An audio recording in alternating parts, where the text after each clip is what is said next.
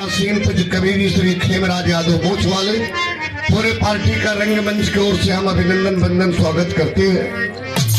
आप सभी महान भाव के चरणों में नमन प्रणाम। दो लाइन के भजन का भाव हमारी तरफ आइए, क्या बात है।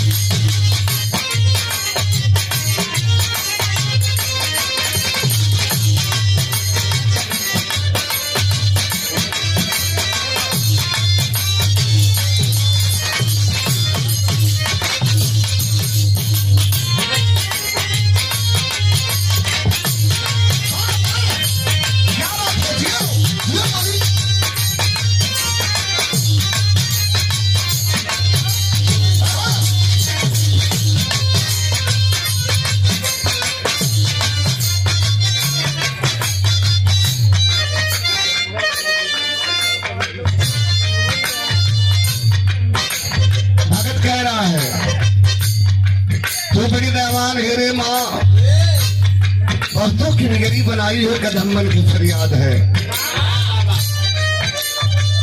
दास का गले में बाबू आवा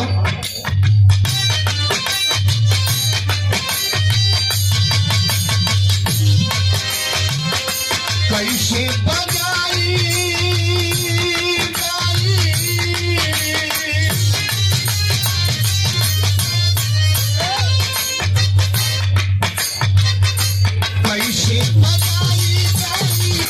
महिमा हम तो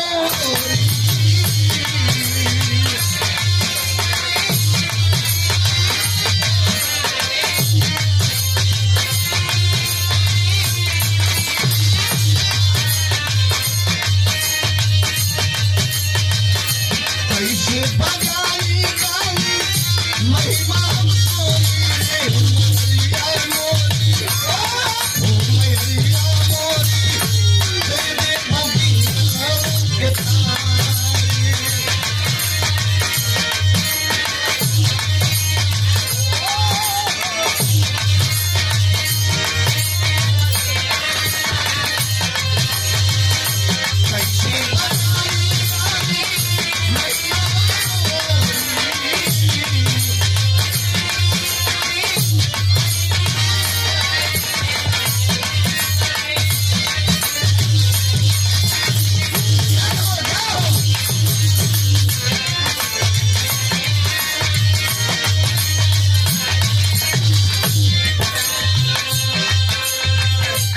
पहली लाइन में दास कह रहा है, हे मैया रानी तू बहुतों की निगरी बनाई है, कदम्बन की फरियाद है।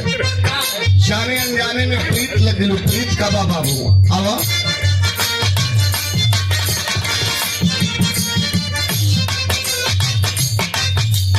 गीत संगीत में प्रीत बना जगबाधी व्यास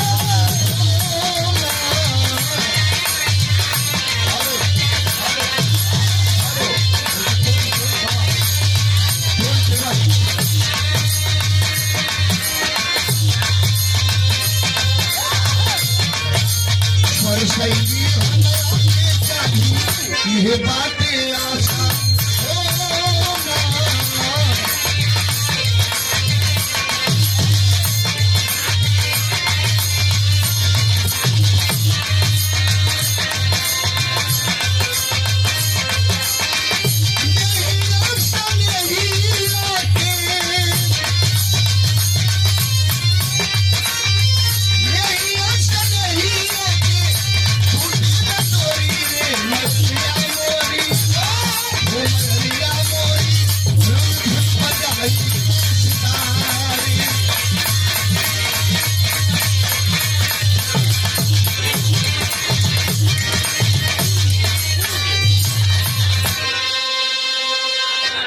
वंदना का मतलब कबो वंदना एक लाइन में भी पूरा हो जाएगी, हजारों लाइन गवाही तब वो पूरा हुई। भगत कह रहा है कि माँ मुंबई महाराष्ट्र में विरार के ऊंची पहाड़ पे तो जीवदानी देवी के नाम से पूजी जाती हो, और जम्मू में माँ वैष्णवी भगवती के नाम से तुम्हें विराजमान हो। चित्रकूट के ऊंची पहाड़ पे माँ शारदा मैहर देवी के नाम से जहाँ जमाने में आल्हा पूछ करके अटल विश्वास पाया। मिर्जापुर जिला में बिंद पर्वत के ऊपर माँ विंध्यवासिनी अष्टभुजा भगवती के रूप में, और सोनभद्र जिला में माँ पुण्यवासिनी अमिला भगवती के रूप में, नौगढ़ में अमरा भगवती, चकिया में झंडा वाली काली माँ मंगला के नाम से, बिहार में तारा चंदी बखारी देवी मुंडेश्वरी के नाम से, और गाजीपुर में माँ कामाख्या के नाम से, जौनपुर में चौकिया लिबड़ी शीतला के नाम से। पहुंचेरे रूप है आपके माँ। फरास दुर्गा कुंड में आज दुर्गा के नाम से तू ही पूरा पूज्यमान हो, विराजमान हो। कहीं पहाड़ा वाली, कहीं शेरा वाली, कहीं हंसा वाली, पहुंचेरे रूप आपके हैं माँ, लेकिन शक्ति एक है। काले बा भगत कैसे ना कर आवा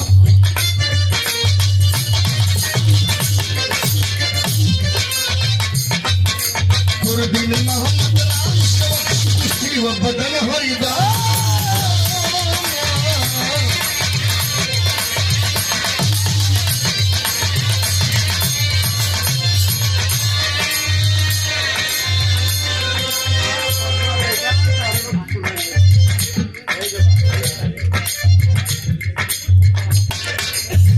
बहुत रुपये का पुरस्कार भैया के चरण में हमारा नमन प्राण। माता रानी के भजन पर अभी तो भजन ही हो तो फगुआ का फरमाइश के लिए हो, फगुआ के बाद सुनल जाए। बहुत बहुत सब भैया के प्रणाम हो, मौका आई हो के सुना दे तो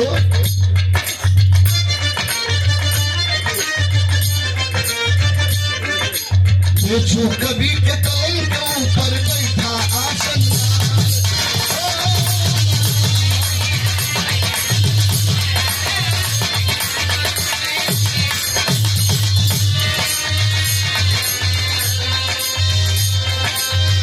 राम जन्म के दामाद,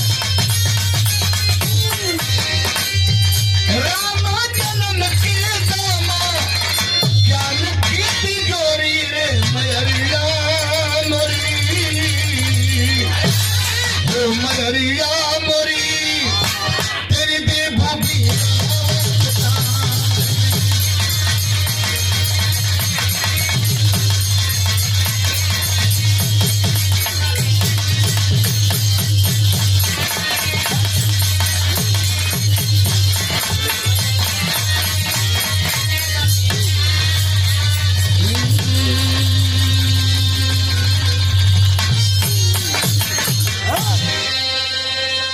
मास्टर भजन लोग दो लाइन में होगी, एक लाइन का कोनो गीत बजा था, उसके बाद तब से विरह का भाव आ जाए। कोनो मिजाजी गीत बजावा जो सबके परता बेटा जाए, तो के बजाए में बढ़िया लगे, हमके गाँव में बढ़िया लगे, लोगन के सुनने में बढ़िया लगे। कोई बढ़िया चीज बजे लाओ आवा।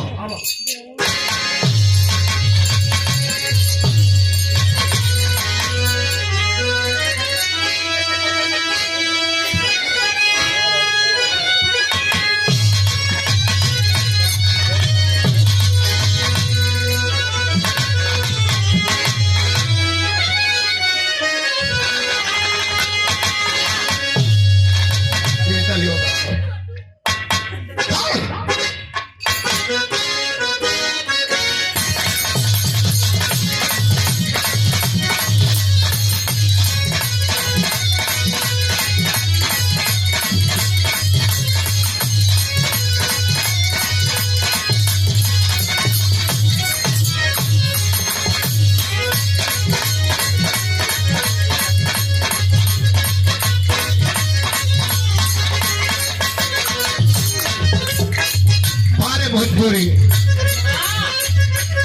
लोग बताओ ना नुनो उज्जर होला लेकिन फिटकरी ना हुई, गुरुओं मीठ होला खबो मिश्री ना हुई। हिंदुस्तान में हर भाषा का सम्मान भाई बाबू, लेकिन कोनो भाषा भोजपुरी। ये मास्टर मेरे भोजपुरी गीत बजाओ थोड़ा। कोनो लड़का लड़की में मोहब्बत और प्यार रहो बचपन से, उम्र बढ़े लगल, प्यार प्रमाण पर चढ़े लगल। एक दिन वादा भल के मेला में मिले के। अच्छा, लड़कियों मेला में बा, लड़कियों मेला में बा, इतना रेली रेला है क्यों हमसे भेंट ना होते। बड़ा देर के बाद जब मुलाकात भई, लड़की गुस्सा में फार्म पहल दो उसको कंट्रीज करो। अरे आप मित्र हो अपना, अरे तो वो कंट्रीज करो ना। 100 रुपया पुरस्कार हमरे ढोल वादक हमरे लालवर भैया के, और 100 रुपये का आशीर्वाद हमें कमलेश भैया और पीले सरदार प्रदान करेंगे। भैया के बहुत शुभकाम। बड़ा शानदार कार्यक्रम अपने देख रेख में आप करवाओलन। बहुत दोस्त भैया के प्रणाम। मालिक सुखी रखे हम कलाकारों के, आप जो है बड़े आदर्श हैं। भैया के प्रणाम। लड़का समझाओ तो नाराज ना हुए के, आज तू नाराज हो जालू तो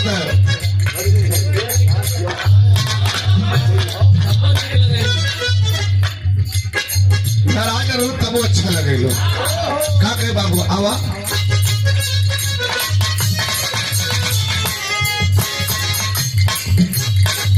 काहे दिलवा के हमरे दागेलो, काहे दिलवा के हमरे दागेलो, गुस्सा में अच्छा ना लगेलो।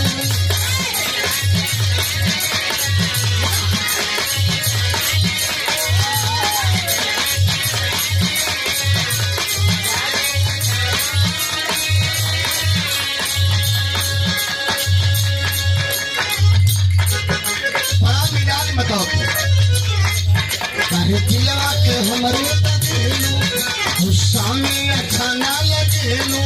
तोहर गलिया तो सुगी पर उठा गजबे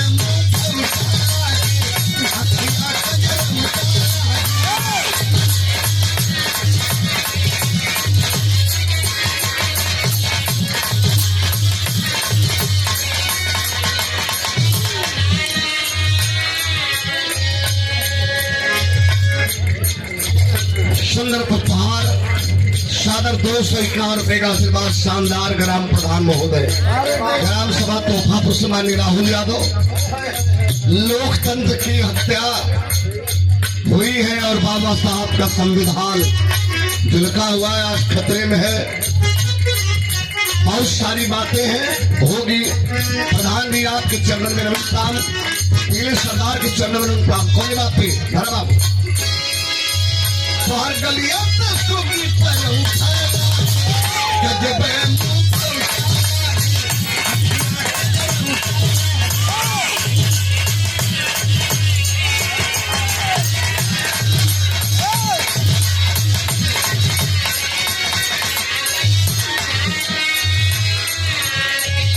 एक लाइन और बताओ सरदार। कागज का चले बाबू।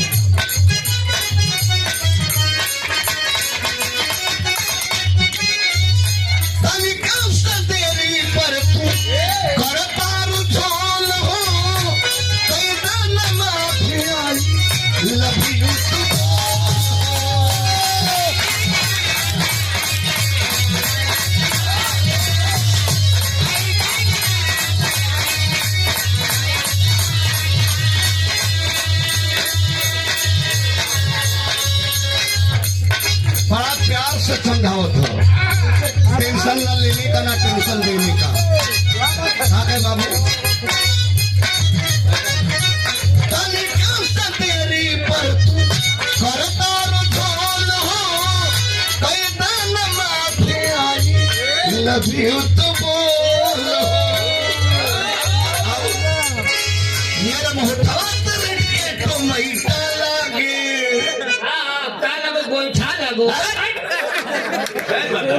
बात पहले समझे, कोशिश करिए।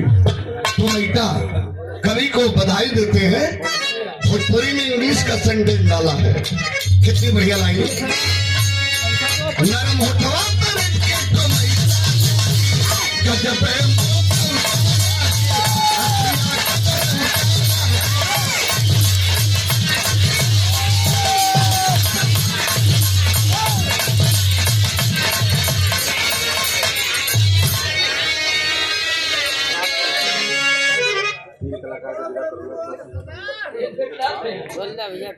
सादर 100 रुपए का पुरस्कार। और अपने बेटा के जन्मदिन में सरदार अपने दरवाजे पर 3-3 त्रिकोणी ब्याह करो ले और पूरी रात ऐसे छलकाए के रुपया दे। सरदार भैया के चरण नमन प्रणाम। और ऐतिहासिक धरती तोहफा से श्रीमान विजय यादव सादर 100 रुपया भैया के चरण में हमारा नमन प्रणाम।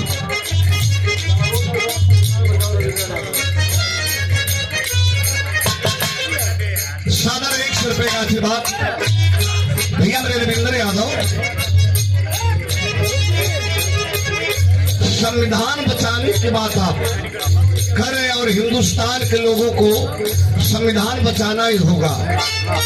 नहीं बचेगा संविधान तो गरीब की जिंदगी गर्दिश को जा रही है।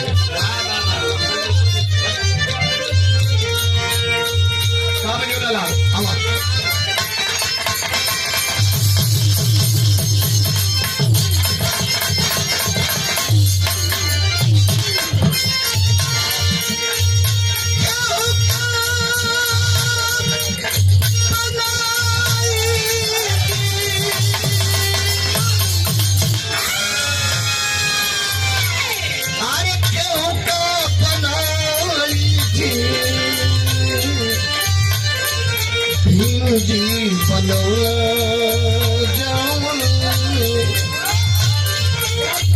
जी बनो जाऊं केहू का बनो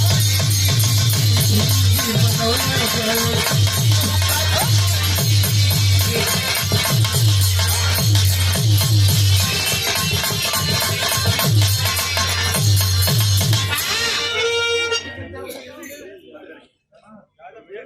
बड़ा बढ़िया बिरहा भी आप लोगों ने सुना है नंदनी जी की ओर से। भैया मेरे विदेश नेता ब्रजेश यादव युवा समाज सेवी तोहफापुर के ऐतिहासिक धरती से संघर्ष जारी 5 वर्ष तक। सादर 251 रुपए का आशीर्वाद सुंदर पहाड़ से भैया स्वागत के लिए मालिक सुखी रखे। समाज भैया बोला मत, समाज के लिए जीना है, समाज के लिए मरना है और समाज के लिए हर कदम क्रांतिकारी हुआ करता है। हिंदू प्रदेश से नहीं पूरे हिंदुस्तान के लोगों को बड़ा खेद है, दुख है, दर्द है, लेकिन सहन करना है 5 साल तक। पुरुष बलि नहीं होते है समय होत बलवान। आइए भैया बाबू थोड़ा धीरे धीरे शांति से। बहुत बढ़िया मेरा आप सुने हैं। गांव का एक साधारण लड़का बचपने में ओकर ब्याह हो गल, जन्मे ना कैलस। हम मेहरारू लिया हो गल तो माई दुर्गा से नौती कल के हे भगवती हमार मेहरारू विदा हो जी कायदे से आई तक गर्दन काट के चढ़ा दे। नारी उसकी पतिव्रता रही, पतिव्रता धर्म को मानती रही। ओकर इच्छा रहा कि हमार विदाई हो, संजोगे रहा कि विदाई भैल जरूर। दुर्गा माई के मंदिर में मुड़ी भी काट के चढ़ोले मनौती के अनुसार और काम किया पतिव्रता धर्म सतीत्व जो रहा नारी का। एक विरहा है और विरहा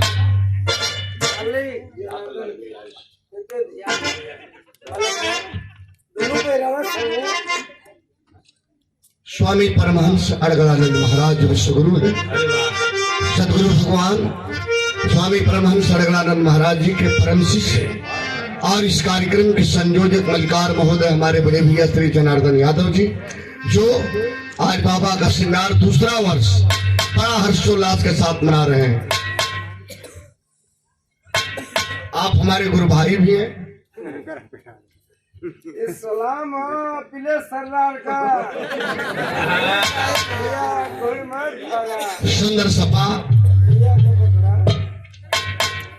सपा और सादर पुष्पहार 1100 रुपए का आशीर्वाद कार्यक्रम के संयोजक महोदय मानी जनार्दन यादव प्रका भैया जो हमारे गुरु भाई हैं।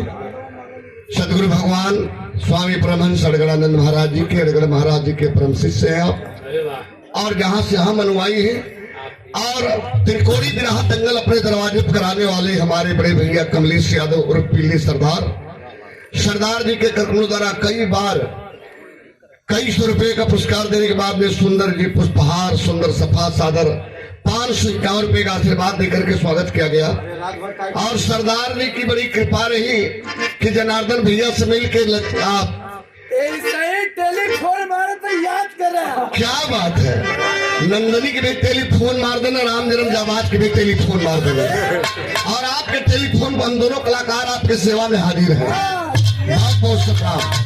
क्या बात, आप कहना टेलीफोन में पैसा नहीं, कुछ नहीं, हम आई बारे सरदार। क्या बात, सरदार पूछे तो बयाना कैसे दे इनके तुम्हारे बतिए कुल बयाना, बयाना कौन सवाल है। आप आदेश कैला आगे ही एक बिरहा और सुने आप। एक पतिव्रता के सतीत्व का परिसार हो, बात ही हमें भयो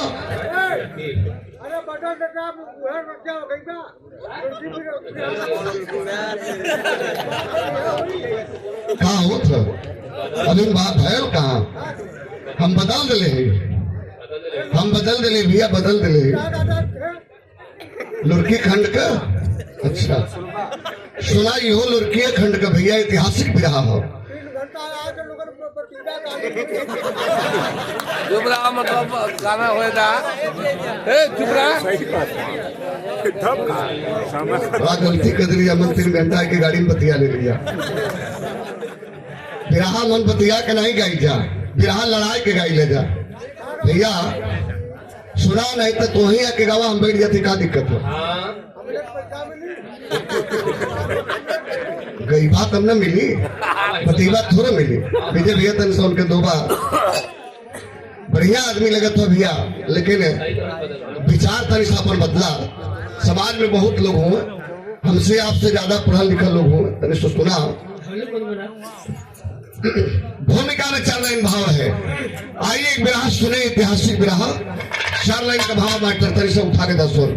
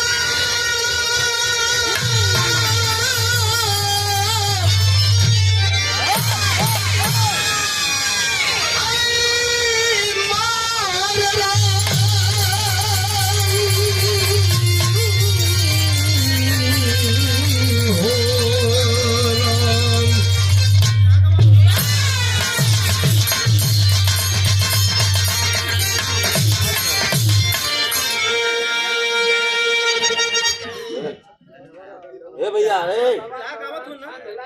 अरे तो काहे बोलत भाई जाए के नाम निकल लगा तो जा घरे आज तो कपड़ समझ के चले भाई भैया बढ़िया ना लगे थे घरे जा, प्यारा मत। ये का बोल ये बोला था यार भाई, क्या बोला था भाई, गलत काम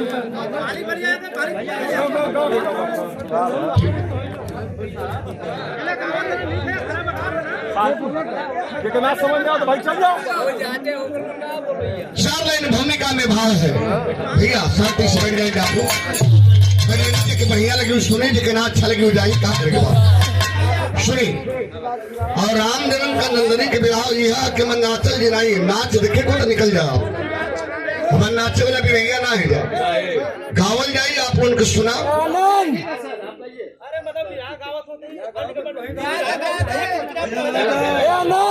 भैया रहता बस भैया रहता हो जाए।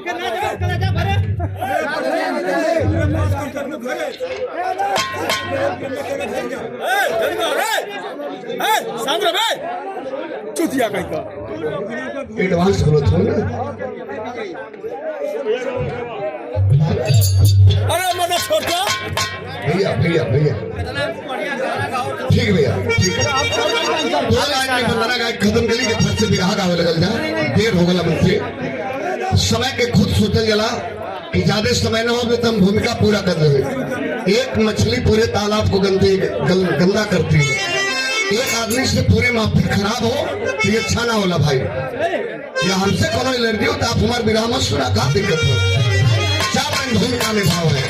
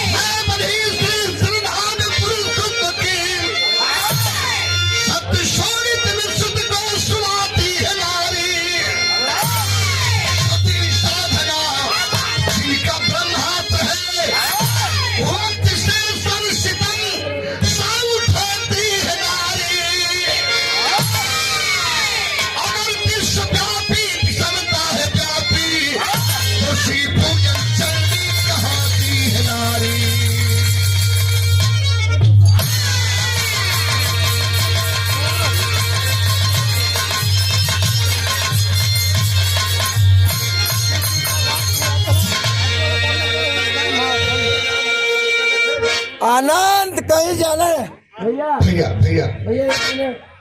आनंद के बोल दिया कहीं हमारा मित्र आदमी। आनंद भैया आवे। हाँ वो अगला जो बोल रहा है उसमें गर्म हुआ है। आवे बैठे हम समझे थे। वो आनंद के बोल रहा है। आनंद भैया आवे बैठे। पहले भैया आपके बुलाओ तो सरदार और सरदार पीढ़ी सरदार बुला रहे। आनंद भैया आवे। 4 लाइन भूमिका में बड़ी अच्छी लाइन कर लिख लेना। हमार नारी हो चाहे आप लोगों का नारी हो या सकल समाज की नारी हो। अरे चाहे खेत भरे वाली नारी हो। हम खेत भरे वाली नारी की बात नहीं कर रहे हैं, औरत की बात कर रहे हैं। ये नारी ऐसा जीव है, इनका 3 रूप अनमोल होला। चंद्रमुखी, सूर्यमुखी और ज्वालामुखी। कब कब होने भाई? चंद्रमुखी तब है जब घूंघट के अंदर है। मतलब गौने नहीं ये मतलब तो से कोई पूछा था। और नारी का दूसरा रूप बताओ बाबूजी सूर्यमुखी। थोड़ा सा घूंघट ऊपर होगा तो नारी सूर्यमुखी हो गई। जब 2 लड़का का मतारी हो जाली बड़का बोगी बताओ। मतलब बाल को नीचे ना गिरे। नारी का तीसरा रूप बतला गया बाबूजी। नारी के ज्वालामुखी कहा जाता है। अरे जब कबार रोज के डाले नारी कबारे ले लो चली। अरे बेटा खाई लो तो मोछा कबा लेती नहीं। अभी लोग गौर करेंगे बाबूजी लोग। तीसरा रूप नारी के ज्वालामुखी हुआ करता है। विराम बड़ी अनमोल लाइन कर लिख रहे हैं। एक लाइन कव्वाली में कौन कव्वाली मास्टर आइए क्या बात है। हमें आप टोपी वाले के नाम से जानते हैं। नाथ हो, कथा हो, कलाम हो, गजल हो, थोड़ा कर भाव वाला तो हम टोपी लगा करके प्रस्तुत करते हैं। आइए 2 लाइन आनंद लिया जाए टोपी के। लाइए दीजिए कौन सी कव्वाली है मास्टर। थोड़ा टोपी लगा कर हमें हमद कथा देना। आओ क्या बात है। ईद वाली है, बकरीद वाली कब लाओगे। मौका मिलेगा तो थमा देंगे। अच्छी बात। बड़े बुजुर्गों का मैं एहतराम करता हूँ। बड़े बुजुर्गों का मैं एहतराम करता हूँ। मेरा वसूल है पहले सलाम करता हूँ। देते हैं दुआएं और बढ़ाते हैं मर्तबा, फिर बाद में बैठकर बड़े अदब से उनसे कलाम करता हूँ। आइए जनाब अस्सलाम वालेकुम। वालेकुम अस्सलाम। खैरियत खैरियत है जनाब। सुकून से है। बिल्कुल। आदाब। पूरा गलत अल्फाज नहीं बोलने का। ये अल्फाज का भैया।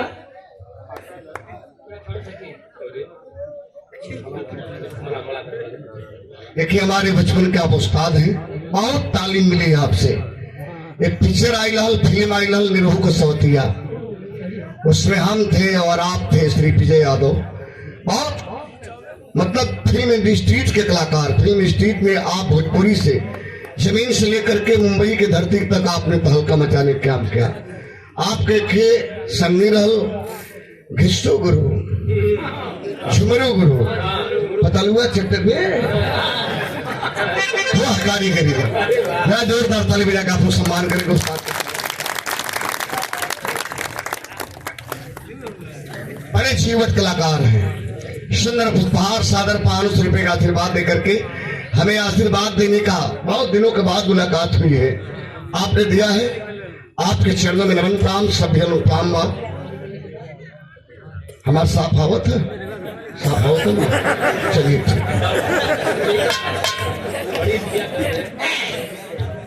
बैठ जाए। जो लाइन अंत कथा है, क्या अंत कथा बाबू धरो।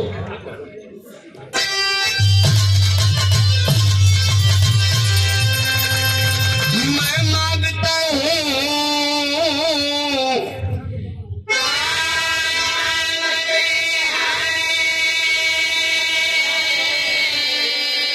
हम हाथ जोड़े हैं, प्लीज हमारे पार्टी वाले हमारी टेरी न भरे। वाह, अरे भैया पैसा सुना देबा का मने कर। नहीं पैसा तो देंगे, लेकिन हम जब सैर पढ़ रहे हैं तो आप लोग पीछे से ये कर रहे हैं, ठीक नहीं है, अलग जा रहा है। मैं मांगता हूँ तो नहीं देती है। वाह, इनको दे देना चाहिए। सुनिए, मैं मांगता हूँ तो नहीं देती, जवाब मेरे सवाल का, और देती है तो खड़ा हो जाता है। वाह, यही गलत करता है ना। ध्यान रखिए, होना चाहिए। देते हैं तो खड़ा हो जाता है। राम राम मेरे जज्बात का अरे वाह, दिल करता है।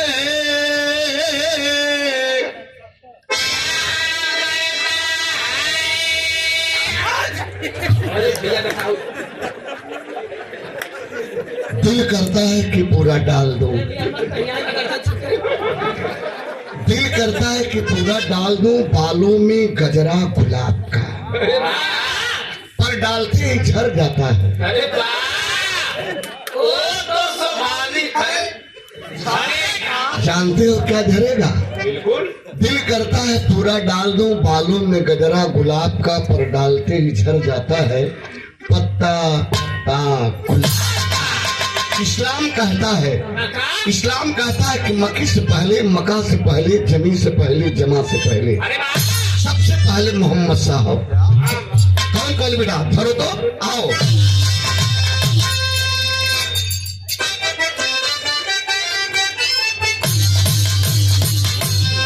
झुकाओ अपनी सारी झुकाओ।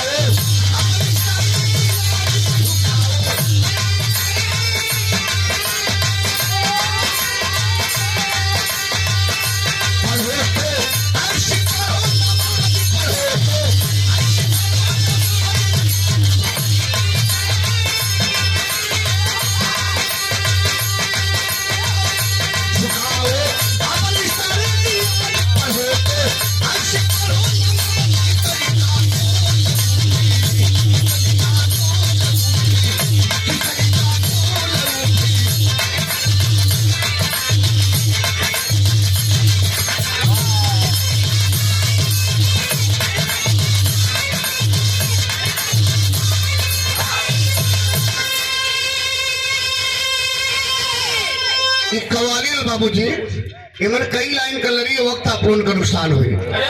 हम बताइए कवाली बदल के मेरे टोपी कलर बदल जाए तो हाथ कलर कब बदल तो लोग बुर्बक हुआ।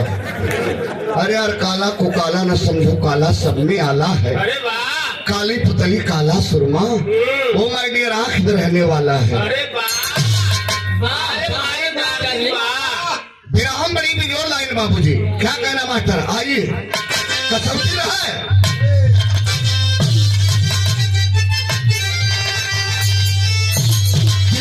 नहीं किसी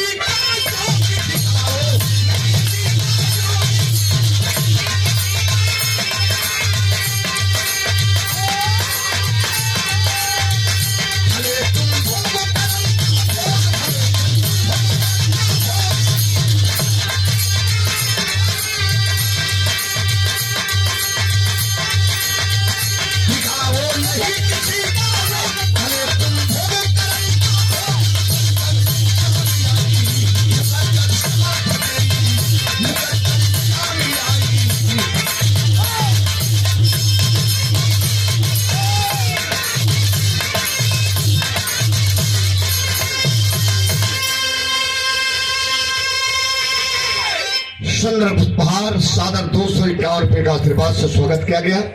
श्रीमान विनोद यादव जी साहब, देवकली ब्लॉक गाजीपुर। जनार्दन यादव के छोटे भाई आप हैं, राजा गांव की धरती, शहीदी धरती, क्रांतिकारी धरती, जनपद गाजीपुर से बिलोंग करते हैं। पूज्य देवी साहब जी के चरणन में नमन प्राण सभी बहुत से प्राण आशीर्वाद की कामना ता जिंदगी रहेगी।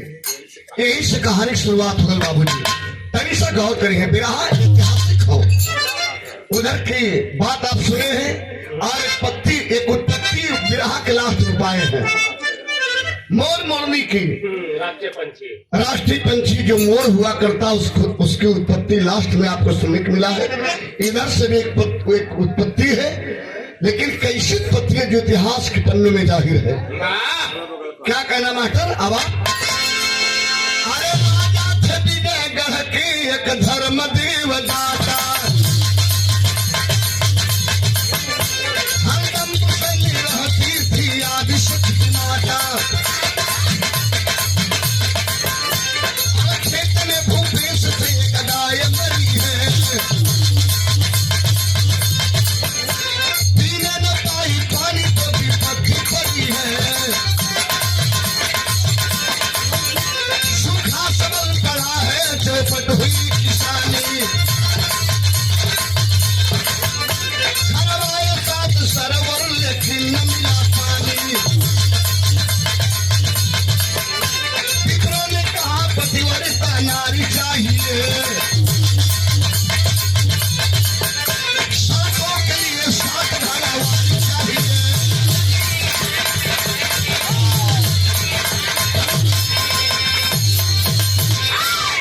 गाँव करेंगे बाबूजी लोग।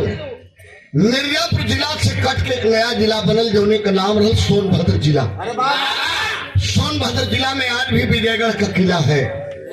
कभी वहां के राजा हुआ करते थे जिनका नाम था धर्मदेव दाता।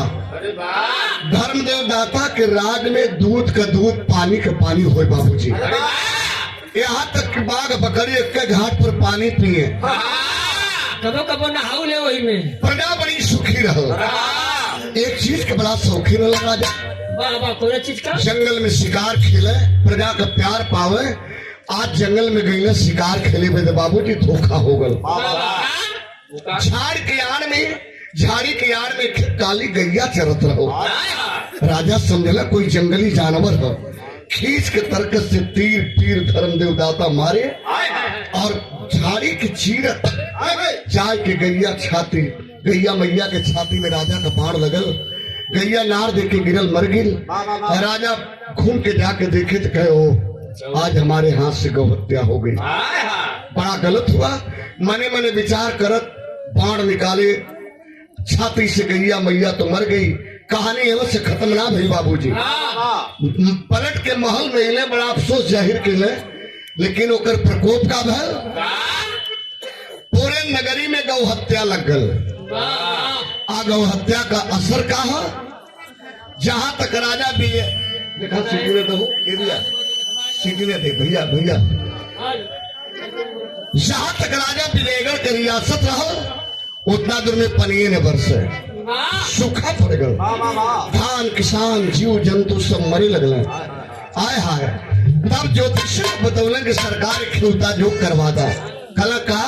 कला पोखरा खनवा, अगर आपके पोखरा में पानी हो जाई तो धान किसान जीव जंतु सब बच जाई। राजा लगल पोखरा खनवावे, 1 2 3 4 5 6 7 पोखरा आए बाबू। 7 पोखरा खना ले को पोखरा में पानी जब ना भल, तब ज्योतिषी लोग बतौले कि सरकार एक खिलौता जोग करवा दा। आपके राज में अगर कोई पतिव्रता नारी हो तो कच्चा घड़ा लेके पानी डाल दे, पोखरा में पानी भर जाई। राजा नगरी में ढिढोरा पिटवा दे, लेके जेकरे पानी डाले नगरी पोखरा में पानी हुई, ओके हीरा मोती रतन से मालो माल कह दे। मेहरारू ज्यादा के पानी डाले पोखरा में पानी न हो, बाहरे निकल के अपने बतियावत सब कार्य तोरो धर्म बिगड़ी गला का, तोरो बिगड़ी गला का, तोरो बिगड़ कोनो रहरी में, कोनो नहरी में, कोनो डहरी में,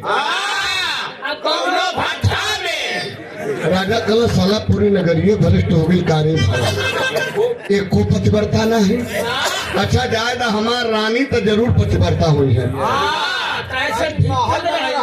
चल के रानी से कहा है पानी डलवा दही। राजा जब महल में चल रहा है पानी डलवाओ बदे अपने रानी से बाबूजी तब विराह में तर देऊ लगा मास्टर कौन गीत बलाल आवा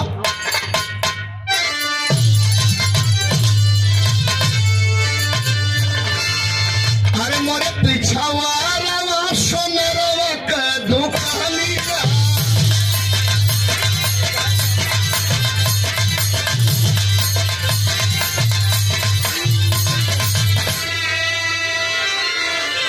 झूलन गढ़ावे तीन पतियन के अरे झूलन गढ़ावे तीन पतियन के बड़ी नीक लागेगी आवर पियन के बड़ी नीक लागेगी आवर पियन के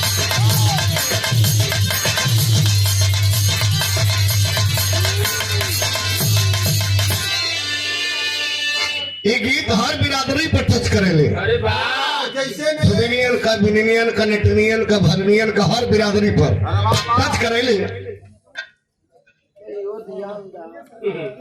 हमारे पीले सरदार सरदारों के सरदार माननीय पीले सरदार भैया की ओर से सादर 100 रुपया शरण में आपके लोन काम यही नहीं कहीं हम तो बोली दोनों देवर अपने भौजाई के खोज के मजाक कई दस हाँ वो कहाँ खोजलस यह तनाई देखली भाई कि कहाँ खोदलस कैसे अरे भौजी तोहार बात छे दही चलानी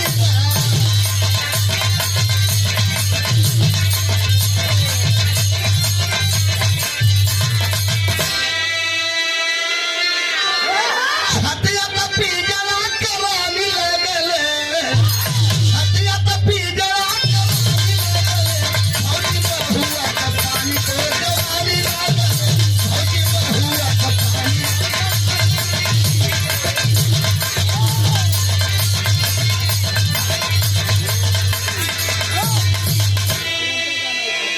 राजा गिला महल में धर्म देवदाता और अपने रानी के बुलावे लगले ए रानी ए रानी ए रानी रानी रानी कह के बुलात हो तो रनियावा महल में से मालूम है कैसे निकलल हकलात निकलल महल में रहल भीतर रहो राजा जाके वही दरबार से बुलावत हो रानी रानी कहले तब से रनियावा निकलो तो हकला का हो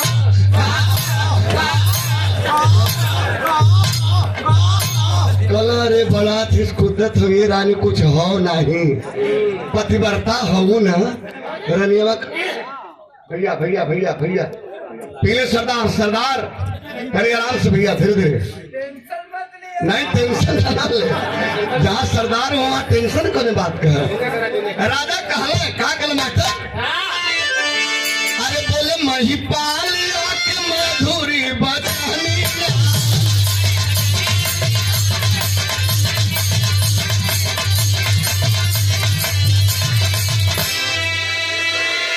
धनिया तू राज महारानी लागैलू अरे धनिया तू राज महारानी लागैलू हम मानी पतिव्रता तुम्हारी लागैलू हम मानी पतिव्रता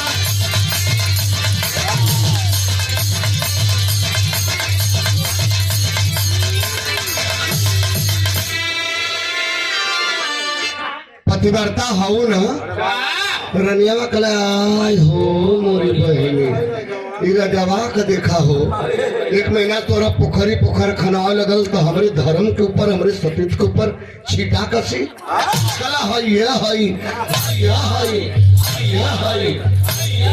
कोनो नचले के उन्हें कहा पतिव्रता है ये तब राजा कहला अरे रानी अगर पतिव्रता हो तो हमार मोश टाइट है वो काहे घड़ा उठाला कच्चा घड़ा लेला चला पोखरा में पानी डाल दा रनियावा कलश के हम तोरे नजर में पानी भरने लगत है कि नगरी में दूसरे मेहरारू ना रही पानी डाले वाली तब राजा कहला कि दूसरे मेहरारू के बात सुनबो तो सुना बताओ थे का कहले बाबू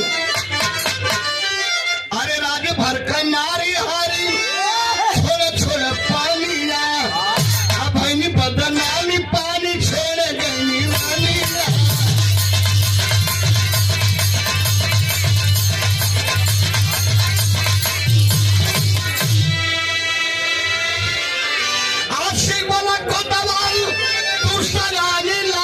हम तो मानी पतिव्रता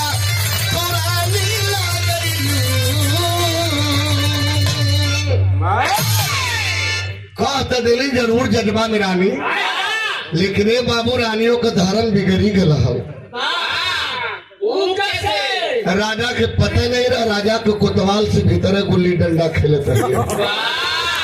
ओ रानी हो, पता हम हो वही मालिया में गुल्ली डंडा रानी खेलते रहे, राजा के मालूम ही नहीं रहा। खास तो दिली जरूर कि पतिव्रता है, लेकिन ये बाबू धर्म तो बिगड़ गल हो। एक गोर चौकट के बाहर एक पैर हो और एक पैर भीतर लेके खड़ा जब चलनी तब तक कलीजा गनगनाए लगल। आ तब से कोतवालवा जो रानी का आशिक रहल वो दुआरी पर खड़ा रहल। तो जब कोतवालवा से रानी के आंख मिलल तो अखिए से बतियावे लगल। कभी तो दिलों की मुलाकात होगी, जुबान चुप रहेगी मगर बात होगी। लेकिन कैसे? मान लो यहाँ भीड़ में हम तो उससे ना कह पाओ थी, मिले के कच्चा बाबा के लग गए तो खाली इशारा कर देवे।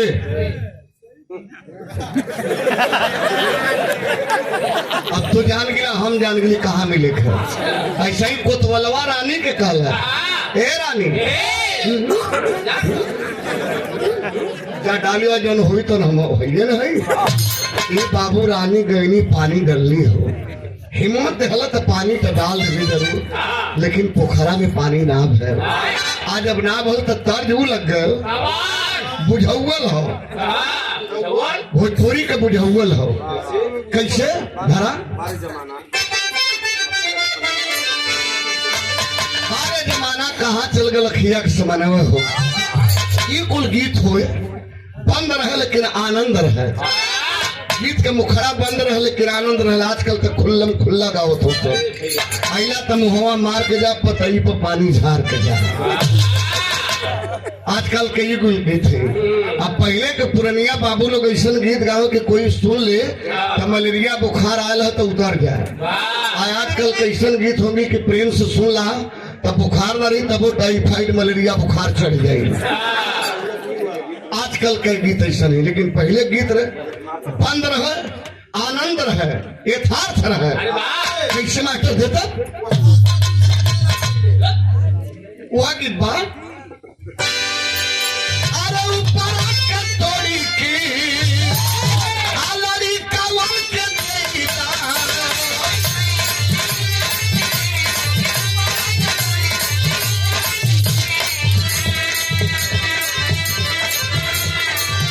अरे पिछवा कल्ला हुआ देवरवा नीचे कपाऊ रहावा ये गोरी।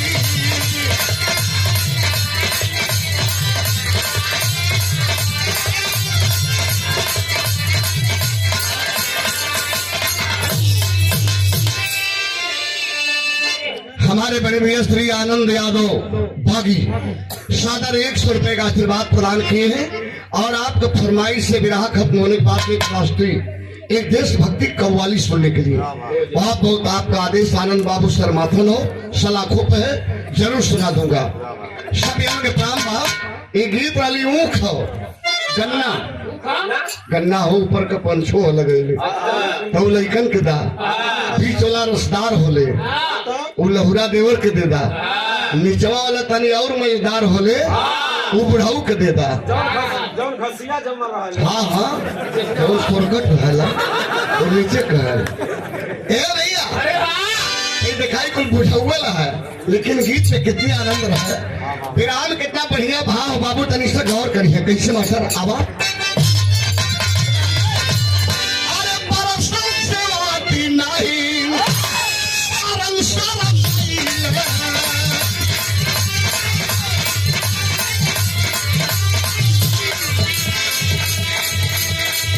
अरे सपना के छोरी मेरी अखियां में हीरा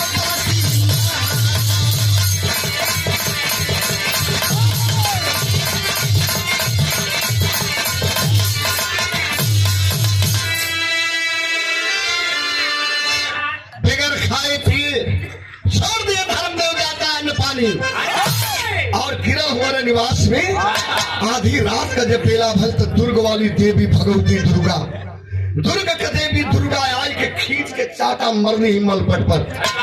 राजा गनगराय के खड़ा हुए कलम आई समय बिगड़ गल तो लगलू चाटा मारे तो हो कल नारे बेटा नाम हम चाटा मार करके तुम्हें याद दिलाना चाहती हूँ, नगर की बड़े घराने की नारियां भ्रष्ट हो गई, यहाँ तक कि तेरी रानी भी भ्रष्ट हो गई, सतीत्व धर्म बचा नहीं पाई। तो क्या तेरे नगरी में कोई पतिव्रता नारी नहीं है, कोई सती नहीं है? एक है रे बेटा, एक है, लेकिन विधवा है। आज के 8 साल पहले उसका पति मर गया, विधवा है, 8 साल के बच्चा लेके जीवन का नैया खेवत है, जात का भीलनी है, आदिवासी है, मुसहरिन है। बेटा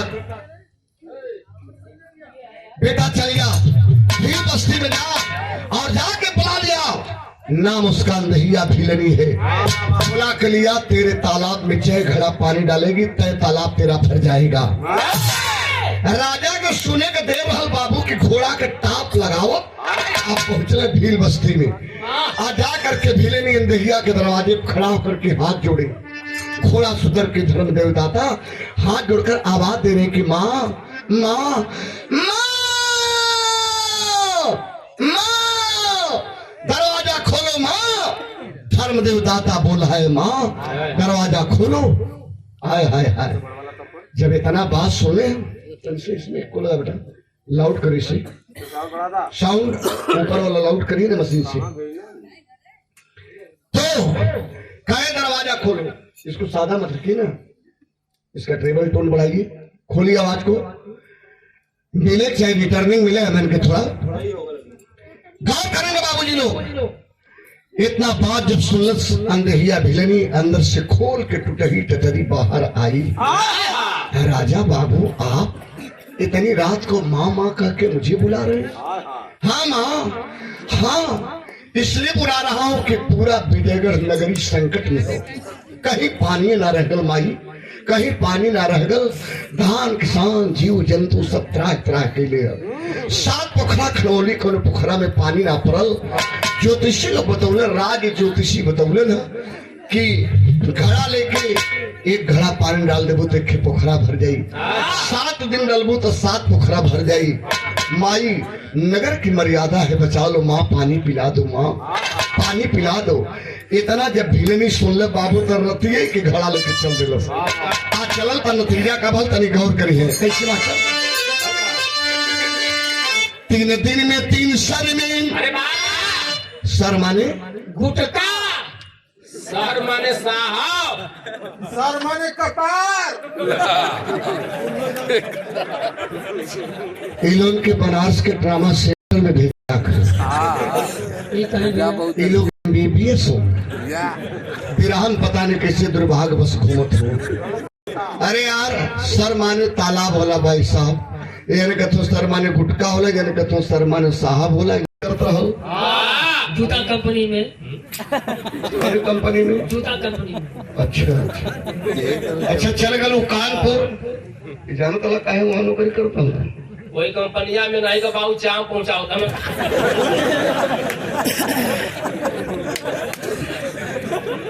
इको तो काहे कहवावे ला। अच्छा ए भैया, 1 महीना के बाद जो बात जब ओके ताव लगे बीड़ी सुरती गुटका के तो पैसा तो करके रहे नहीं, ओकर सास ससुर तो करला बूढ़ी बूढ़ा घरवा खाना खा जाए के खेते पर सूता खटौर लगा के संजोगे रहल कि बुढ़िया के जब ताव लगे पतोहिया के बीड़ी सुरती गुटका के तो घरवा में एगो भुजकुटुही रहे।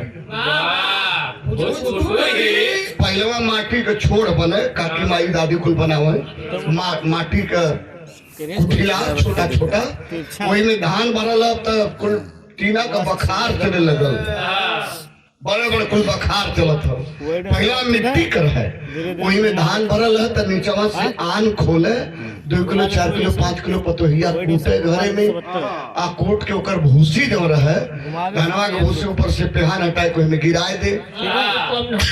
आ जब चावल है वो चावल दुकाने पे बेचवा के बीड़ी सुटके गुटका अपन खाए पिए आनंद ले चापे। 1 महीना बीतत बीतत पूरा का पूरा पी गई चावल, मन खाली भूसिए रह गए।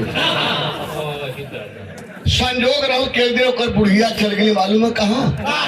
अपने नैहर चल गए, अभी ओकर नैहर सासुर बनल रहल, समझे तो ए नैहर कच्चा बाबा इतना दूर रहल, जालूपुर इतना दूर पर ओकर नैहर रहल।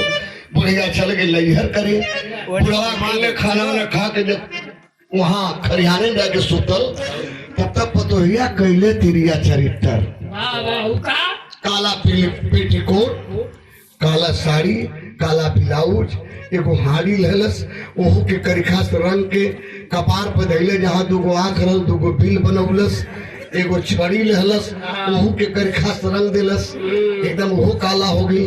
काला साया, काली साड़ी, काला ब्लाउज, काली हाड़ी, एगो छड़ी लेके जब गांव में 12 बजे रात के निकलल तजुरिया टटा टटा चमकत रहल जैसे काल रात्रि पैदा प्रकट भइल हो। गौवा में गई गलिया में एक जने के पानी बांधल रहल, पानी छोड़ के वहीं पर चढ़ गई आ चढ़ के हकलस पड़िया के कहाँ पहुंचल, जहाँ खरिहान में बुढ़वा अकेला सुतल वाला गदी ओढ़ के, वही खरिहाने में जाके खटौर में लगल गोच्छा मारे बुढ़वा के, जगो रे जगो, कौन हो? अब बोले तक मुहावा तो यहाँ तक तो पाल बहारी से वही में वजिया गूंजे होकर चेहरा लौकते नहीं बा। बुढ़ावा हुई लगदी में से ताकत हो, कल दोहाई माई के भगवती, घरे के पुजमान हो कि कोनो गौजाली हो बाहरी हो के हो माता केकर आधी रात के बेला में चावल बोलत था, तब से पतोहिया मरले 2 गुच्छा, बुढ़वा अंग्रेजी के 3 हो गए। सुनो रे सुनो, हम हई कड़िका कपड़ा पहड़िका, चढ़ल बानी पड़िका, हथावा में छड़िका, तोहू के खाक तोरे पुतवो के खाक, तोरे कुठिला के धान भूसा। बुढ़वा कहे दोहाई माई के बड़ा लंबा नाम हो गल, ये में भूसी भूसा गुलागल समझ नहीं पौली माई के हो। हम इतने जानल चाहते हैं बुढ़ियो बुजरी नहीं है गईली नहीं घर करे, हम अकेला ही रहले भर में कबो प्रकट नहीं भइली, आज अकेला पौलू तो प्रकट हो गलू के हो नमवा बताए दे तुम आई बुझमान हो के बाहर कहो, तब से फेर मरला 1 गुच्छा, बुढ़वा छटक के निहूर गया। कलम आई जनवा लेला मारा मत ऐसे क्या हो तनी बतावा, तो अस्थाई बोले सुनो रे सुनो, हम हई कणिका कपड़ा पहड़िका, हथावा में छड़िका, चढ़ल बानी पड़िका, तोहू के खाप तोरे पुतवो के खाप, तोरे कुठिला के धान भूसा।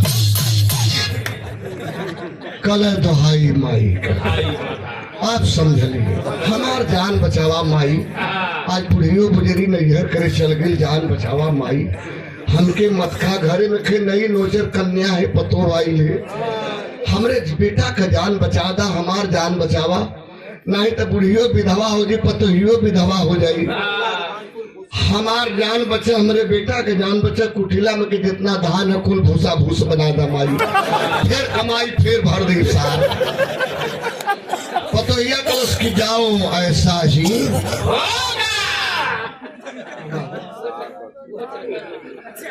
पतोहिया यह तो चाहता रहा, पतोहिया यह चाहता रहा कल उसके जाओ ऐसा ही होगा। हरिया पड़ियावा छोड़ दिल, गोहू में पड़ गई, हरियावा पटक के फोड़ दिल, घरे में आके फुरबुद्धि उड़ावे लगल, बुढ़वा के कहानी लगे, अब बुढ़वा के कहानी लगल, लहले लाठी बल्ले पकड़ी बजल 4 भोर, पहुंचल जालहोपुर, इतने दूर पर ससुरिया रहो, पहुंचल जाके ससुरारी के दुआरी लगल आवाज देवे, बुढ़िया रे बुढ़िया रे बुढ़िया रे बुढ़िया रे बुढ़िया रे बुढ़िया, बुढ़िया घरे में से किलकिल किलकिल करत निकलल, हम जानत थे ये करा चल के नहीं सो सकता, खाली सूते के चक्कर में बुढ़वा बोल दिया रोज रोज के कल अरे नाही रे बुढ़िया, हम सूते पे चला होती राती के तरीका भगवती आले में बड़ी गोचियौली है, जल्दी कर निकल जल्दी कर निकल, कल हम तो को निकल जानी ना,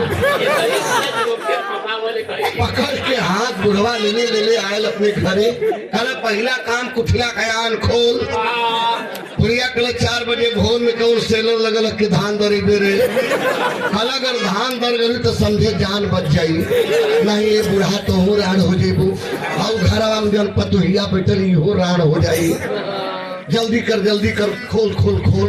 अच्छा बुढ़िया नीचे से जमान खोले तो मन धान रहल नहीं, खाली भूसिए रहल, बुढ़िया राग धई के रोवे लगल घरे में। आ बुढ़ाओ हो बुढ़ाओ धाना भूसी हो गल हो रामा।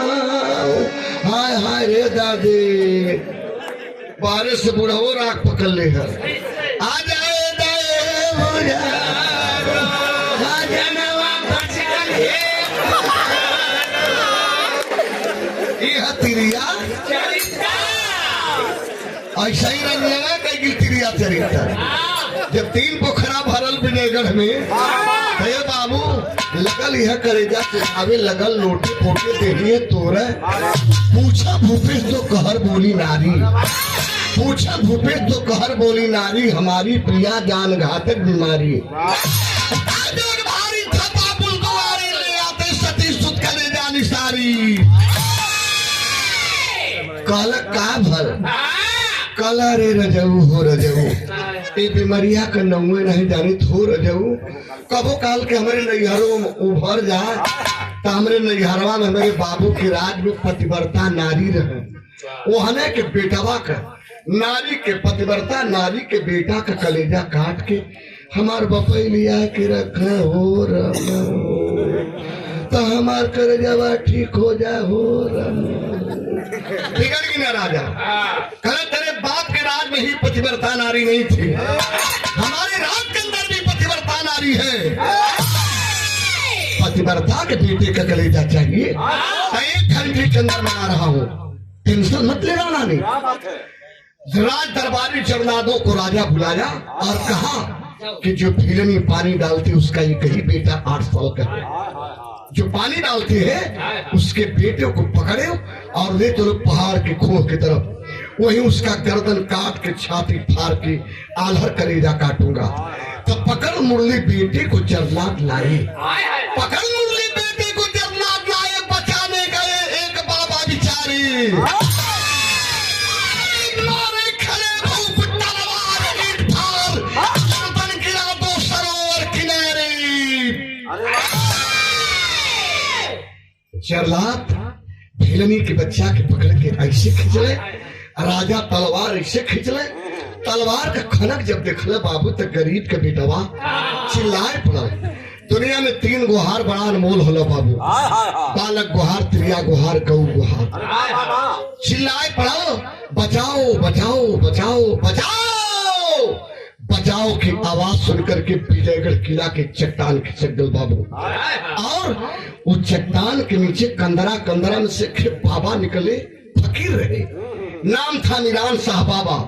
फकीरी सिद्ध कर रहे थे और रोकने लगे कि मत काट रे धर्म देवदाता, मत काट, इसकी माँ पानी डालती है तो तुम्हारी नगरी हरा भरा हो रही है। अरे विधवा के बेटा के मत काट रे लाल, इसे अगर काट देगा राजा तुम्हारी विजयगढ़ की नगरी धरातल में धंस जाएगी। तेही के कहला पंचो विनाश काल विपरीत। राजा कने कोनो देखते ना रही, बाबा देख के पिंगल पड़त एक के वार मरला। मीरान शाह बाबा का गर्दन कटक और छोटा बच्चा मुरली के गर्दन कट के धरती पर नाच गए। तब बाबा का धड़ गर्दन तो राजा छोड़ दिया, लेकिन बेटा का छाती फाड़ के आधर कलेजा काट के ले जाके अपनी पपिनिया रानी के छाती पर रख दिलस।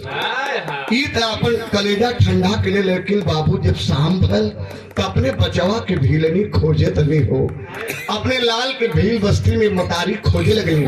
कैसे ना कर आवा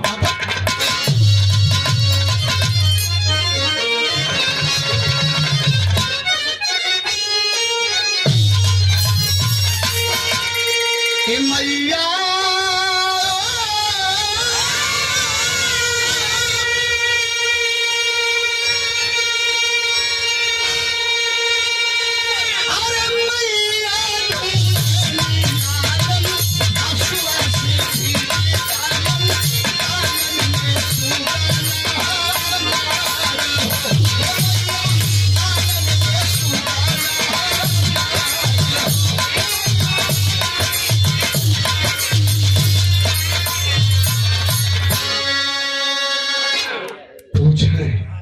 भीलनिया पूछे हमरे बचवा क्यों देखल तो जे देखले रहो उहो न बतावे।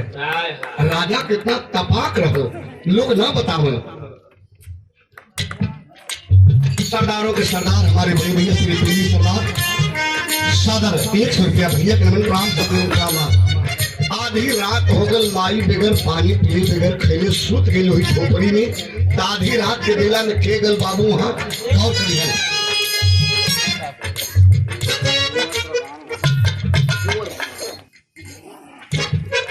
श्रीमान कुंवर प्रधान जी ऐतिहासिक धरती ऐतिहासिक ग्राम पंचायत के शानदार प्रधान रमना से सादर 500 रुपये का आशीर्वाद प्रधान जी के चरणों में हमारा नमस्कार सभी को।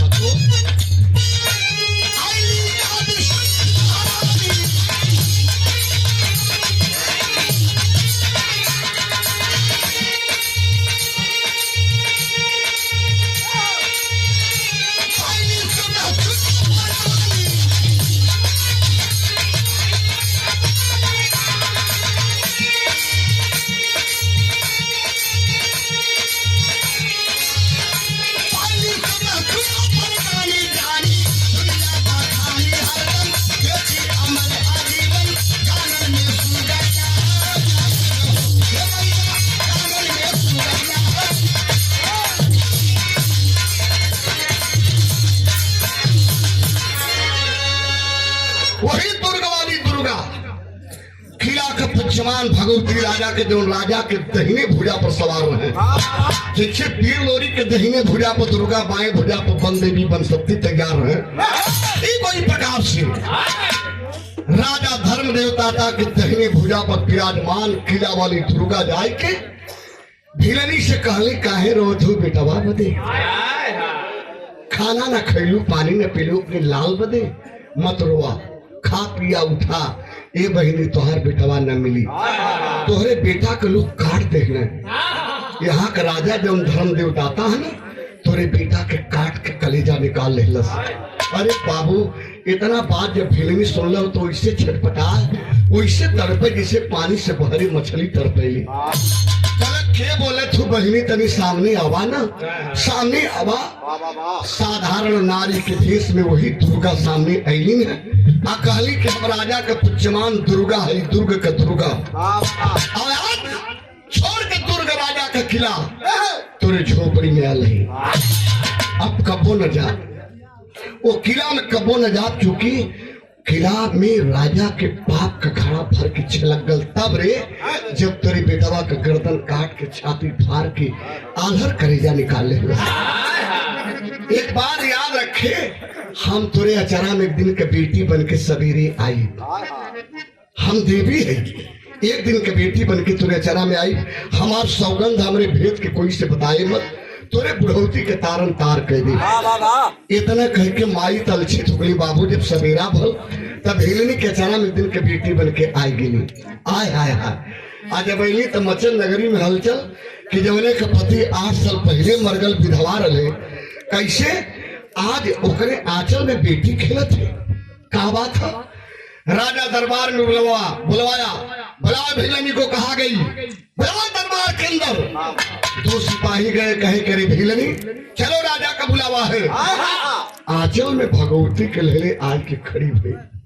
राजा रानी सिंहासन पर भिलनिया से राजा सवाल कर दिया क्यों रे भिलनी क्यों नहीं गई पानी डालने? 3 तालाब भरा चौथा खाली है क्यों नहीं गई डालने पानी? तो कल राजा बाबू हमारे कई गो बेटा हमारे जीवन का सहारा वही के लेख के जिये तली है। हमार राम चल गया चरावा के आशा रहा इहो लापता हो गल वही के खोजे तली है। तब से रनियवा लगल बंड धरावे कल बेटा इसका लापता हुआ तो किससे क्या हुआ? पाप की बेटी तो जन्मा ली है। पूछिए यह 3 पोखरा अपने सतीत्व के बल पे नहीं भरी है यह तो जादूगरनी है जादू के बदौलत भर डाली है। इसे राज विजयगढ़ से निकलवा दीजिए बाहर निकाल दीजिए राज विजयगढ़ से बाहर। तब धर्म देवदाता कहा रे उल्टा कुलच्छनी भिलनी निकल जा मेरे राज विजयगढ़ से बाहर वरना धर्म देव की तलवार म्यान से बाहर होगी तेरे बदन को टुकड़ा टुकड़ा बिखेर देगी।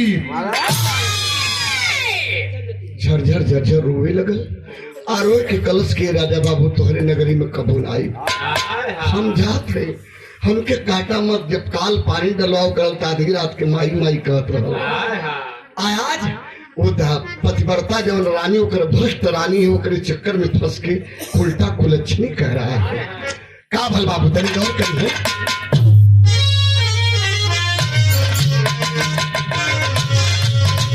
पिटिया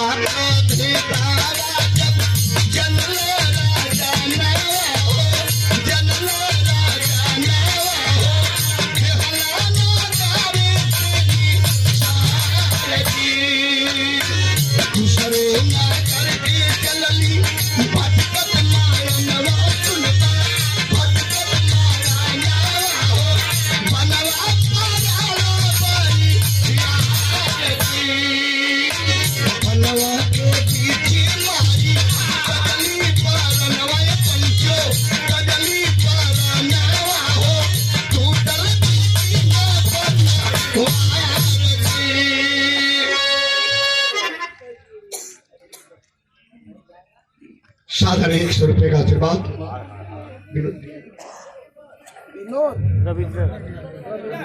रविंद्र यादव भैया के चरणन में नमन प्राण, आशीर्वाद की कामना ता जिंदगी रहेगी।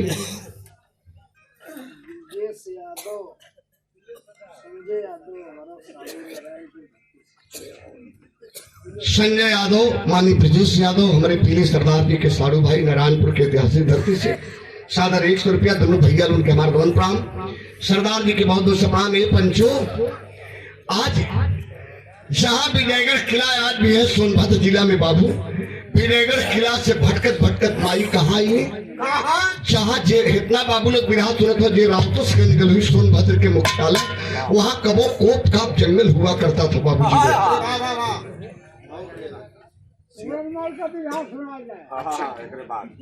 सियाराम बाबू जी चांदपुर के धरती से सादर 100 रुपए का आशीर्वाद पिताजी के चरण में हमारा नमन प्राण। लेकिन गौर करिए बाबू जी लोग, आज जौन हो वहाँ वही जहाँ सोनभद्र का मुख्यालय वहाँ कोप काप जंगल हुई, जंगल में एक पगडंडी रास्ता मिलल गैया भैंस का। वो रास्ता पकड़ले पकड़ले कहाँ आईली है लोहरा सुकृत बैजू बाबा के जंगल में। बैजू बाबा की तपोभूमि जहाँ रहल, आगवा हजारों फीट खाई और पिछवा घना वृक्ष। तब माई देखलस कि डहरिये उड़ाई गई, वही घना वृक्ष के नीचे माई तनी से बैठली। अब बैठली तो 7 दिन बीतल हो पंचो, पानी बिना गला सूखत है, पानी पीले बिना नटई चटकत है और पेट में अन्न नहीं है। 7 दिन बीतल हो, एक मौत बेटे की झकझोर है और दूसरा टेंशन का रहल, आंचल में बेटी है 7 दिन का। किलकिल किलकिल रोए तो माई आंख आंसू चटाई दी। वही पेड़ के नीचे लेटली आ लेटली तो फिर कबो न उठली, सांस रुक गई, दम टूट गया। तब कभी लिखत हो कैसे बाबू आवा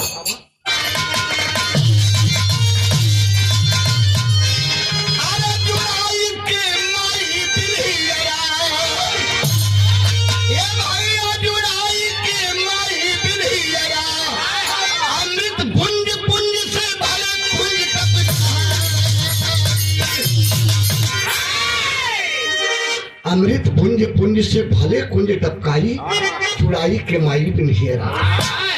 मर गई भीलनी बाबू वही बैजू बाबा के जंगल में। और बैजू बाबा के जंगल में जब भीलनी मर गई नहीं रही, वही लाश के ऊपर भगवती छछनत है।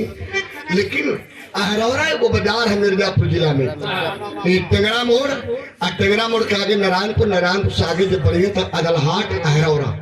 अहरौरा उसमें राजा का रियासत रहो और वो राजा का नाम रहो कर्णपाल। कर्णपाल राजा वही जंगलवा में अहेर खिल जाता है। तो कैसे कभी लिखत हो मास्टर, यहाँ गीत बदल गई है। कौन गीत बा?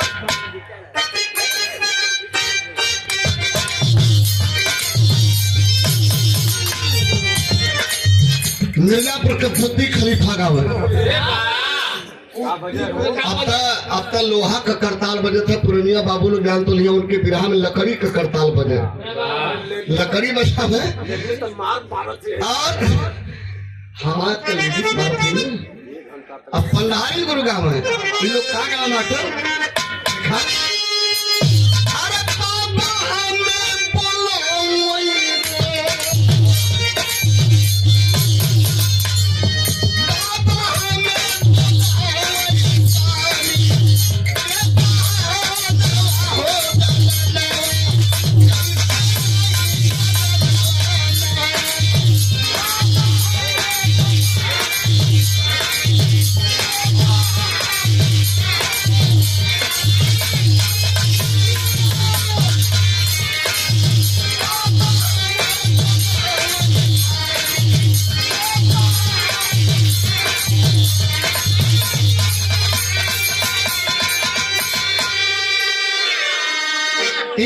बनास के मंडी में आई मंडी में बिरहा में स्वर्गीय राम गुरु स्वर्गीय बिल्लू गुरु स्वर्गीय पारस खलीफा गाँव है।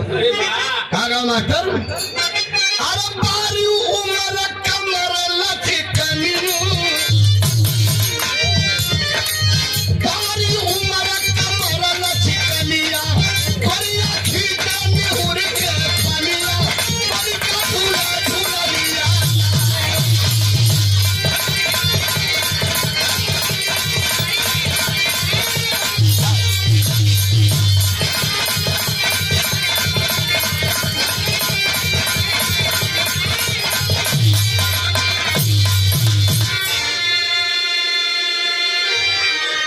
वही बैजू बाबा का जंगलवा में अहरावरा का राजा के पाल हेर खेले में पहुंचे तब बिरहा तनी से चढ़ल बाबू कैसे मास्टर?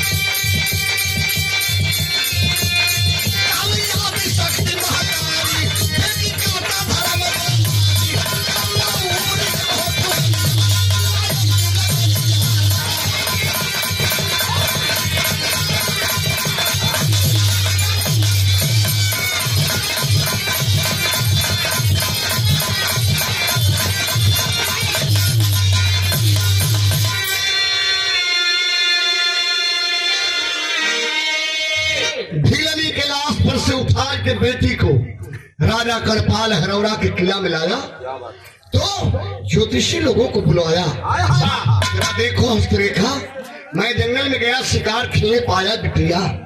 आज ज्योतिषी लोग देखने तो कहले सरकार कोई मामूली कन्या नहीं, ये तो साक्षात शक्ति स्वरूपा माँ भगवती के अवतार है। तब राजा कहना अभी तक तो बेटी माना कर ली है, लेकिन जब ये भगवती का अवतार है तो इनके बहन माना। बहन मान के लालन पालन करे लगल। जब 16 बसंत पार करी बाबू तब भगवती भुला गई कि हमारा अवतार काहे बदे भयल है। एक रोज विंध्य पर्वत छोड़ के भगवती आय की आदेश संकेत कई, अरे भुलाए गेलू भाई मुरली के मौत अंधेहिया भीलनी तो के लेके साथ में भटकत भटकत जंगल में मर गई। अरे भूल गई चढ़जा विजयगढ़ के किला पर और वो पापी धर्म देव दाता की नगरी के शांति दे के वापस आ जा। सही हरौरा के किला में से विकराल रूप बना के भगवती जब चलनी है तब बात विराह में लिख लग यहाँ वो गीत लग गई। माता बहन लोग गावली कबो पुराना ना भइल, ये देवी माई के गीत है। कैसे मास्टर दाता